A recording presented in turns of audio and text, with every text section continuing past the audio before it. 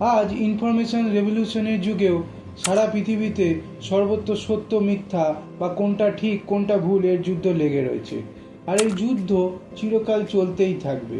কোনো গল্পের হোক বা কোনো ঘটনা, তার মধ্যেকার সত্যতা যাচাই করবার জন্য ইনভেস্টিগেশনের দরকার পড়ে। কিন্তু সেই গল্পটার মূল ভাব বা তার আত্মা খুঁজতে গেলে প্রয়োজন হয় গল্প বিশ্লেষক বা আলোচকের। তবে আজকে যে মুভিটা নিয়ে ভিডিও করব, সেটার এক্সপ্লেনেশন আর রিয়াকশানে সারা সোশ্যাল মিডিয়া ভেসে যাওয়ার জোগাড়। আর এই ক্ষেত্রে আমার মনে হয় মুভিটা নিয়ে ভিডিও করাটা আসল ব্যাপার নয়। আসল বিষয়টা হলো মুভির মধ্যে থেকে মূল উদ্দেশ্যটা খুঁজে বের করে সেটাকে বিস্তারে আলোচনা করা। মুভি যে আসল কথা বলতে প্রস্তুত হয়ে থাকে, সেটাকে সরাসরি বড় পর্দায় ফুটিয়ে তোলা হয় না। যেমন কোনো বিরাট জায়গা নিয়ে কথা বলতে চাইলে তার প্রকৃত রূপটা দেখাতে লেখক বা পরিচালককে সেই জায়গার মধ্যে অবস্থিত অপেক্ষাকৃত কোনো ছোট অঞ্চলের মধ্যে নিজের গল্পটাকে সাজাতে হয়। গল্পের মধ্যে সত্য ঘটনা থাকে আর কিছুটা শিল্পীর বিশেষ কল্পনাও, যার মধ্যে দিয়ে সে ওই অঞ্চলটার প্রকৃত চরিত্রটার বিষয়ে দর্শকদের কিছুটা ধারণা দেয়। আর এর ক্ষেত্রেও হুবহু একই রকমের উপলব্ধি হয়।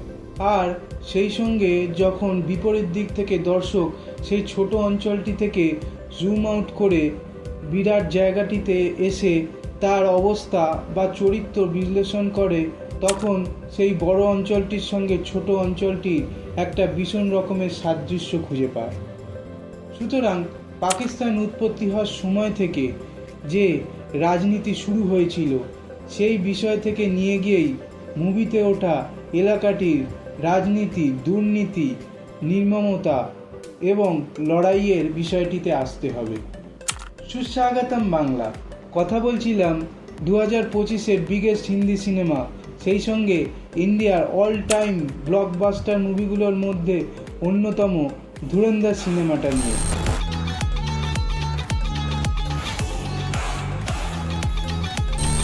এর গল্পটা তৈরি করা হয়েছে পাকিস্তানের সিন্ধ প্রদেশের ক্যাপিটাল করাচি শহরের লিয়ারি নামের একটি এলাকাকে কেন্দ্র করে। লিয়ারি প্রধানত বেলুচ আর সিন্ধিদের বাসস্থান ছিল। এদের বংশধররা দক্ষিণ পূর্ব আফ্রিকার জাঞ্জ কোস্ট থেকে বান্টু ভাষা বলা আফ্রিকান সিদ্ধি বা সেডি জাতির লোক। এদেরকে 1712 খ্রিস্টাব্দে মোহাম্মদ বিন কাসিমের আরব সেনাবাহিনীর সাথে সিন্ধে নিয়ে আসা হয়। এছাড়া 8 থেকে 19 সেঞ্চুরি পর্যন্ত ভারত মহাসাগরে স্লেভ ট্রেড করতে আরব, সোয়াহিলি, পর্তুগিজ, ওমান এবং ব্রিটিশ ব্যবসায়ীরা এদেরকে পাকিস্তানে এনেছিল।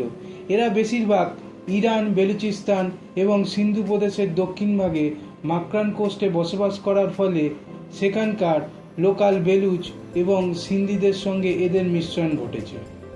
করাচি শহরের এবং বন্দরের ডেভেলপমেন্টে এদের বিশেষ অবদান রয়েছে। এদের সংস্কৃতি বলতে আফ্রিকান লিনিয়েজের ট্র্যাডিশনাল মিউজিক, নাচ এবং ফুটবল। 1947-এ পাকিস্তান তৈরি হওয়ার সময় উর্দুভাষী মুসলিম মুহাজিররা যখন মাইগ্রেট করছিল, সেই সময় ওদেরকে পাকিস্তানের পাঞ্জাব প্রভিন্সে থাকতেই দেওয়া হয়নি। ওখানে শুধু পাঞ্জাবিদের কবজা ছিল। মুহাজিরদের জায়গা দেওয়া হয় এই সিন্ধ প্রভিন্সের এলাকাগুলিতে। মুহাজিররা বিউরোক্রেসিতে ভালো ছিল, তাই এই সময় ওরা পাকিস্তানের মোস্ট পাওয়ারফুল এথনিক গ্রুপ পাঞ্জাবিদের সঙ্গে হাত মেলায়। পাঞ্জাবি মুহাজির একটা জোট তৈরি হয়, এরাই পাকিস্তান কন্ট্রোল করতে থাকে। 1967-তে পাঞ্জাবের লাহোরে জুলফিকার আলী ভুট্টো এক political party PPP, Pakistan Peoples Party বানায়। 1970-এ স্বাধীনতার পর পাকিস্তানে প্রথম জেনারেল ইলেকশন হয়। 300 সিটে লড়াই হয়, তার মধ্যে 151টা সিটে যে জিতবে সেই পার্টি মেজরিটি পাবে।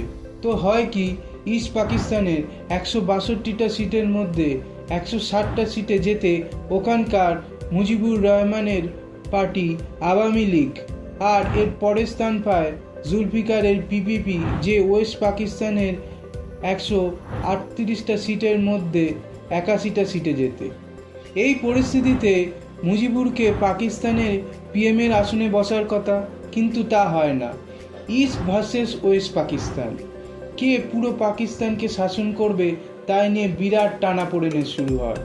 জুলফিকার আর ওয়েস্ট পাকিস্তানের পাঞ্জাবি পলিটিশিয়ান এবং পাক মিলিটারির ইয়াহিয়া খান একজোটে প্ল্যান করে মুজিবুরকে ক্ষমতায় আসতে বাধা দেয়।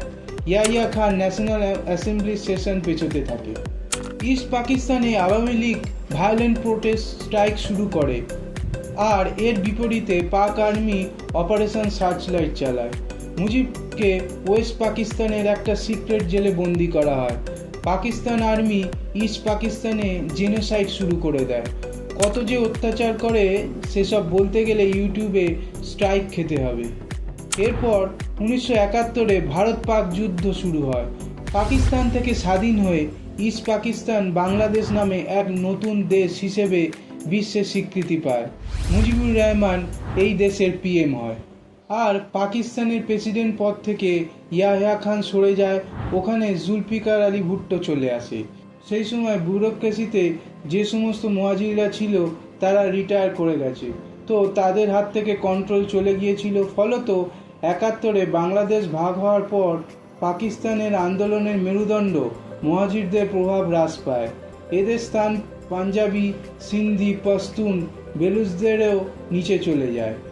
জুলফিকার সিন্ধি ছিল, তো এই সময় সিন্ধি আর পাঞ্জাবিদের মধ্যে অ্যালায়েন্স দেখা যায়। জুলফিকার জেনারেল টিক্কা খানকে চিফ অফ আর্মি স্টাফ বানায়। টিক্কা খান 1971-এর যুদ্ধে রাজাকারদের দিয়ে লক্ষ লক্ষ বাঙালিদের হত্যা করেছিল, তাই একে বুচার অফ বেঙ্গল বলা হয়।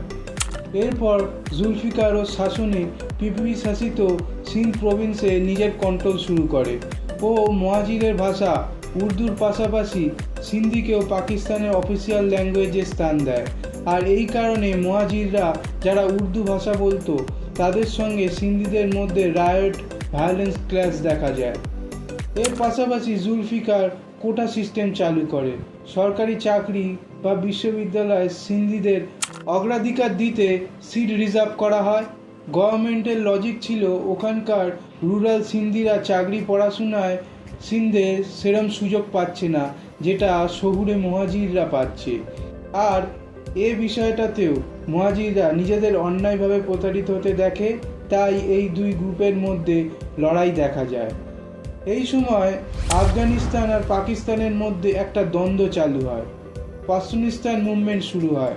আফগানিস্তান ব্যাক অ্যাক্টিভিস্ট আর সেকুলার পশতুন ন্যাশনালিস্ট পার্টিরা মিলে এনডব্লিউএফপি অর্থাৎ খাইবার পাখতুনখাওয়াতে বিদ্রোহ চালু করে। এই ইনসার্জেন্সিকে কাউন্টার করতে ভুট্টো পাক আর্মি আর আইএসআই এর সাহায্যে আফগানিস্তান থেকে ইয়ং ইসলামিস্ট যারা পাকিস্তানের সাপোর্টে ছিল তাদের পাকিস্তানে এনে মিলিটারি ট্রেনিং করিয়ে প্রচুর অস্ত্রশস্ত্র দিয়ে টিম করে নেটওয়ার্ক তৈরির মাধ্যমে আফগানিস্তানে কাউন্টার ইনসার্জেন্সি চালু করে। সেকুলার পশতুন ন্যাশনালিস্টদের মুভমেন্টকে দুর্বল করে দেওয়া হয়। পরবর্তীকালে এই ইয়ং ইসলামিস্টদের দিয়েই মুজাহিদ্দিন নামে টেররিস্ট গ্রুপ তৈরি করে সোভিয়েতদের বিরুদ্ধে লড়াই চালু করা হয়। এছাড়া 1960-এর দশক থেকে প্রচুর পরিমাণে পশতুন আর পাঞ্জাবিরা করাচিতে মাইগ্রেট শুরু করে। মুহাজিরদের রিসোর্স, ট্রান্সপোর্ট, জব সর্বত্র দখল নিতে থাকে। আর এই সময় আফগানিস্তান থেকে পাকিস্তানে প্রচুর ড্রাগ স্মাগলিং হতে থাকে। সব দিক দিয়েই মুহাজিররা নিজেদের কোণঠাসা মনে করে। তারা ক্রমে একত্রিত হতে শুরু করে। পিপিপির সবথেকে বড় এবং শক্তিশালী অর্গানাইজেশনাল বেস ছিল সিন্ধ প্রভিন্সে। অথচ এত বড় পার্টিকে সিন্ধের ক্যাপিটাল করাচিতে বসবাসকারী সবচেয়ে বড় গ্রুপ মুহাজিররা শত্রুপক্ষ হিসেবে দেখত। 1978-এর জুনে আলতাফ হোসেন নামে এক করাচির 25 বছরের স্টুডেন্ট ইউনিভার্সিটি অফ করাচি থেকে ব্যাচেলার অফ ফার্মাসি পড়াকালীন ওখানকার স্টুডেন্টদের দিয়ে একটা পলিটিক্যাল অর্গানাইজেশন বানায়, all Pakistan Muhajir student organization APMSO। আর ওই সালের সেপ্টেম্বরেই জুলফিকারকে মিলিটারি কুয়ের মাধ্যমে পাওয়ার থেকে হটিয়ে ওখানকার chief of army staff Ziaul Haq president পদে বসে। জিয়াউল হক আর আমেরিকা কনস্পিরেসি করে জুলফিকারকে ফাঁসির সাজা দিলে সেই সময় পুরো সিন্ধ প্রদেশে বিরাট জনরোষ দেখা যায়। পাক আর্মি আল জুলফিকারকে দমাতে সিন্ধ কমিউনিটির লোকেদের ওপর অত্যাচার করে, অ্যারেস্ট করে, প্রচুর লোক মারা যায়। এই ঘটনার পর সিন্ধিরা কিছুটা দমে যায়। এরপর সোভিয়েত ইউনিয়নের সৈন্যদল আফগানিস্তানে মিলিটারি অপারেশন শুরু করে, আর এদেরকে আটকাতে সিআইএর প্ল্যান আর আর্থিক সাহায্যে জিয়াউল 65 লক্ষ আফগান রিফিউজিকে পাকিস্তানে আনে। এদের বেশিরভাগ লোকেদের কারাচিতে রেখে আইএসআই আর পাক আর্মির সাহায্যে এদেরকে মিলিটারি ট্রেনিং দেওয়া হয়। মাদ্রাসা তৈরি করে ওখানে র্যাডিক্যাল বানিয়ে মুজাহিদ্দিন তৈরি করা হয়। এরা ছিল পাশতুন অর্থাৎ পাঠান। আমেরিকার দেয়া হাইটেক ওয়েপেন এদের হাতে তুলে দিয়ে সোভিয়েতদের বিরুদ্ধে আফগানে লড়তে পাঠানো হয়। অর্থাৎ ভুট্টো যেভাবে আফগান বিদ্রোহের আঁচ জ্বালিয়েছিল, জিয়াউল হক সেই পথেই ওই পাঠানদের দিয়ে ওখানে টেরোরিজমের আগুন ছড়িয়ে দেয়।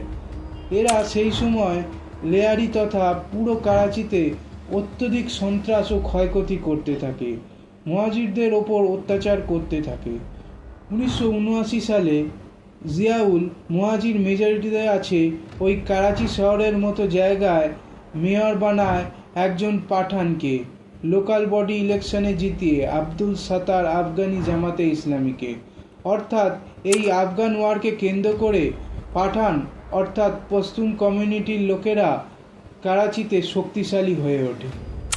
1986-তে কারাচিতে সরাব গোথের কাছে মুহাজির এলাকায় পাঠানেরা দামি উন্নতি প্রযুক্তি সম্পন্ন বন্দুক দিয়ে আক্রমণ করে।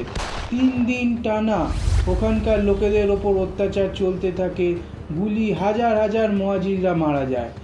এরপর মুহাজিররা একত্রিত হয়ে এপিএমএসও লিডার আলতাফ হোসেনের নেতৃত্বে এপিএমএসও পলিটিক্যাল পার্টিকে পরিবর্তিত করে মুহাজির কমি মুভমেন্ট এমকিউএমের নাম দেয়। এরপর এমকিউএম পুরো কারাচিতে নিজের রাজনৈতিক প্রভাব বিস্তার করে, ওখানকার সবচেয়ে শক্তিশালী পলিটিক্যাল পার্টি হয়ে ওঠে।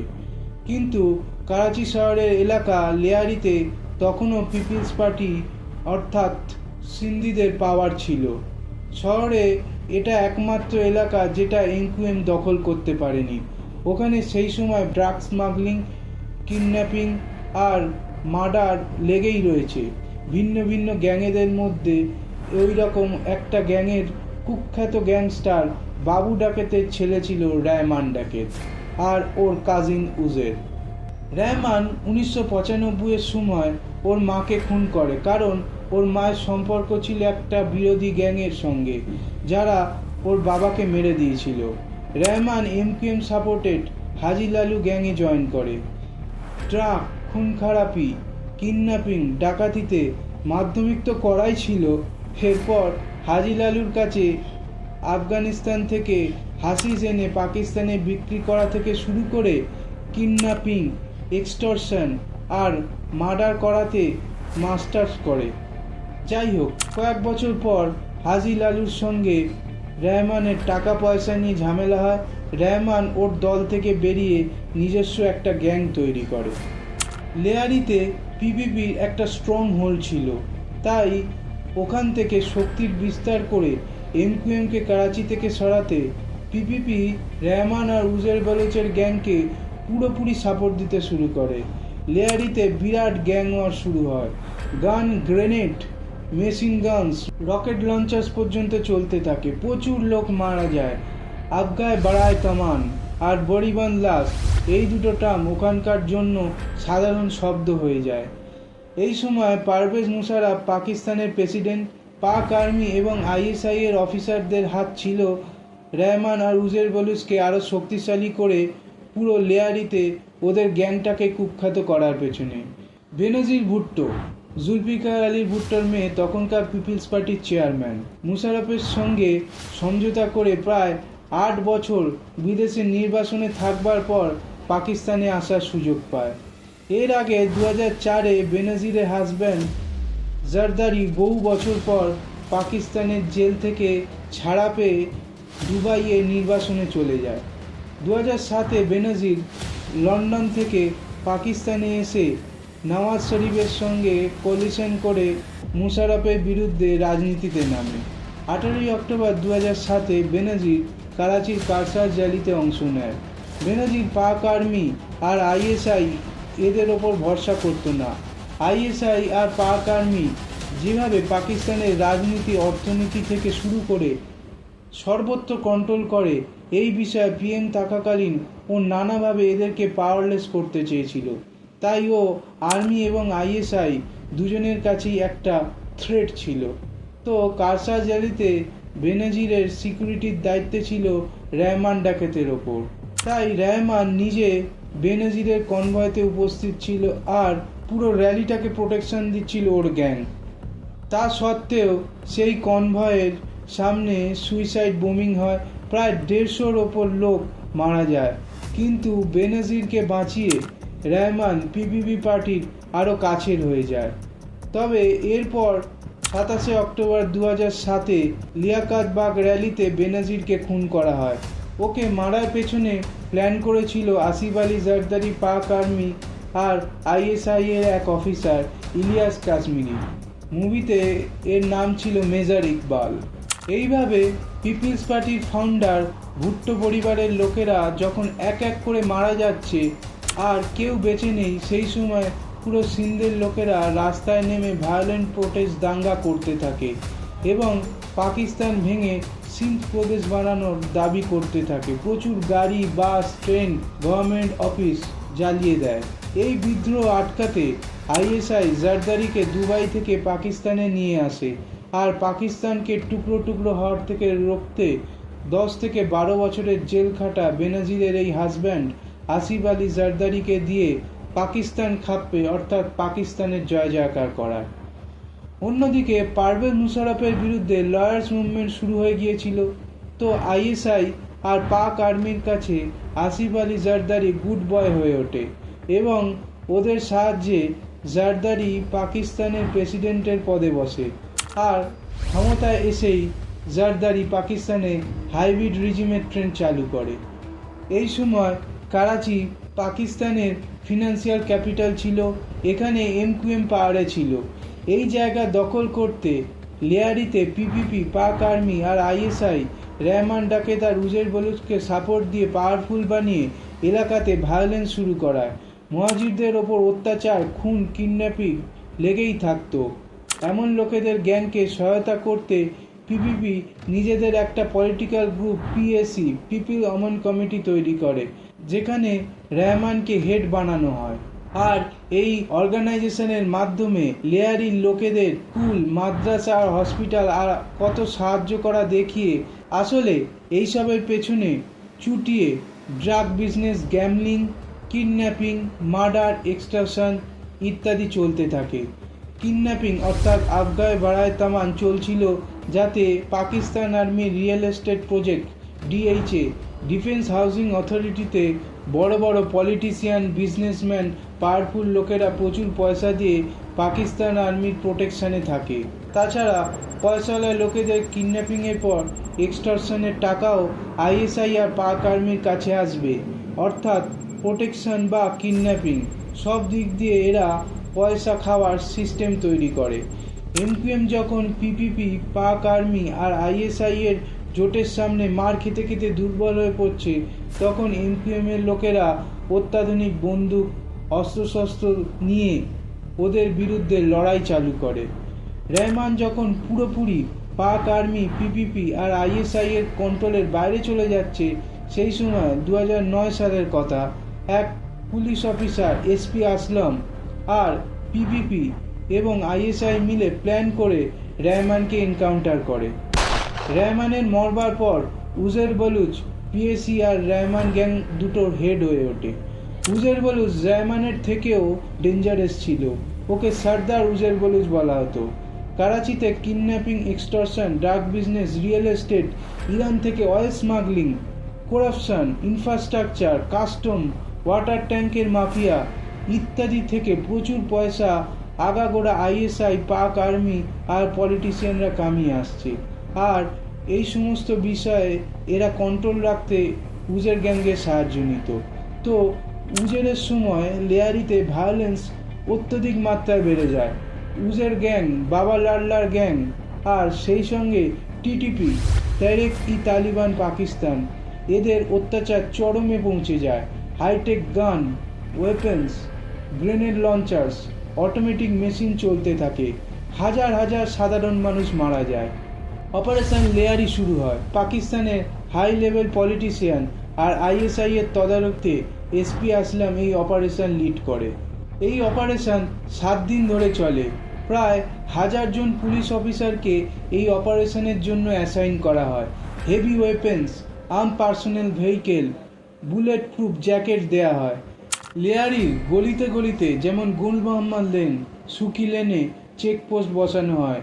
মেন রোডগুলোতে যেমন আব্বাস রোড, মিরানাকা বন্ধ করে দেয়া হয় যাতে গ্যাংস্টারগুলো পালাতে না পারে। কিন্তু এত কিছু করেও 2-4টে ছোটোখাটো গ্যাংস্টারদের এনকাউন্টার ছাড়া বাকি বড় গ্যাংস্টারগুলো ঠিক বেঁচে যায়। উজের ইরানে পালিয়ে যায়। 2013-তে উজের লেয়ারিতে ফিরে আসে এবং ওর বাবার খুনি আরশাদ পাপ্পুকে কিডন্যাপ করে, টর্চার করে এবং মেরে ফেলে। কি করে এত ডিটেলে গেলাম না, আপনারা ধুরন্ধর তো দেখেইছেন। আমি ডিটেলে বলতে গেলে ইউটিউব স্ট্রাইক খেয়ে যাব। যাই হোক, এইভাবে উজের 10 বছর পর ওর বাবার মৃত্যুর প্রতিশোধ নেয়। 2013 সেপ্টেম্বর মাসে আবার অপারেশন লেয়ারির সেকেন্ড ফেজ চালু হয়। এই অপারেশন লিড করে major general Rizwan Akhtar. Heavily arm rangers, arm vehicle, sniper, helicopter use করে আরও জোরদারভাবে এই অপারেশন স্টার্ট করা হয়। প্রায় 70 থেকে 80 জন গ্যাংস্টারদের অ্যারেস্ট করা হয়। কিন্তু আগেকার মতো উজের বলুচ আবার ইরানে পালিয়ে যায়। কিন্তু শেষ পর্যন্ত 2015 সালে উজেরকে দুবাই থেকে পাকিস্তানে এক্সট্রাডিট করে আনা হয়। উজেরকে জেলে বন্দি করা হয়। কিন্তু এই সব পুরো আইএসআই আর পাকিস্তান আর্মির কারসাজি। পুরো দুনিয়াকে বোকা বানিয়ে উজের জেলে বসে এখনও লেয়ারিতে অপারেট করছে। এবার আসি সিনেমায় মেজর ইকবাল অর্থাৎ ইলিয়াস কাশ্মীরি বিষয়। 2008-এ 26/11 মুম্বাই অ্যাটাক, 2009-এ সিআইএ ক্যাম্প চিপম্যানে অ্যাটাক, 2010-এ পুনে জার্মান বেকারি বোমিং। আরও এই রকম টেররিস্ট অ্যাক্টিভিটিতে এদের হাত ছিল। 2011-তে আমেরিকার ড্রোন অ্যাটাকে এ মারা যায়।